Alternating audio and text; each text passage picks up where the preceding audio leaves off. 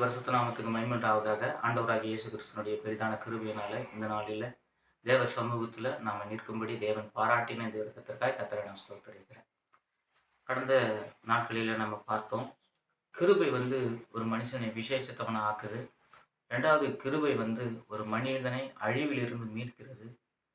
இன்றைக்கு நாம பார்க்க போகிற காரியம், கிருபை ஒரு மனிதனை பலவீனங்கள் வரும்போது அவனை தாங்கக்கூடியதா இருக்கிறது.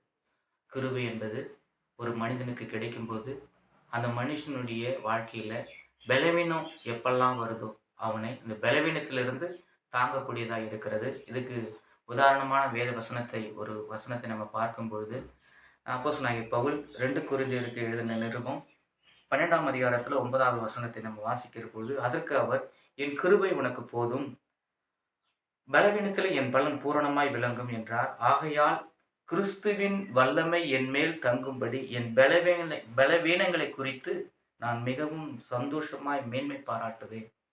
எனக்கு வரக்கூடிய பலவீனங்களை குறித்து நான் சந்தோஷமா மேன்மை பாராட்டுவேன்.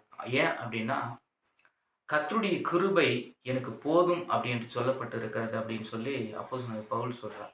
அப்ப இதிலிருந்து நாம என்ன பார்க்கிறோம் அப்படின்னு சொன்னா, என்ன பார்க்க போகிறோம் அப்படின்னு சொன்னா, அப்ப கிருபை ஒரு மனுஷனை பலவீனங்களை தாங்கக்கூடியதா இருக்கிறது.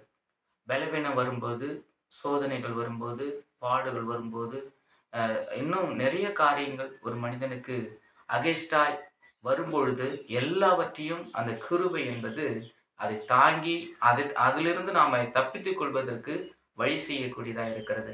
அதைத்தான் நம்ம அப்போஸ்தலனாகிய பவுல் சொல்லும் பொழுது, என்னுடைய பலவீனங்களை குறித்து நான் மேன்மை பாராட்டுவேன். ஏன்னா, தேவனுடைய கிருபை எனக்கு போதும் என்று சொல்லி வேதத்துல சொல்லப்பட்டிருக்கிறது அப்படின்னு சொல்கிறார். நம்முடைய வாழ்க்கையிலும் கூட இந்த கிருபையான வார்த்தைகளை நாம் நம்பி ஆண்டவராகிய இயேசு கிறிஸ்துவினிடத்துல தங்களை தாழ்த்தி அப்போஸ்தலனாகிய பவுலைப் போல நாம் அந்த வார்த்தைகளை அறிக்கை செய்யும்போது, தேவனாகிய கர்த்தர் நம்மளை ஆசீர்வதித்து, கர்த்தர் நம்மளை வழிநடத்த அவர் வல்லவராக இருக்கிறார்.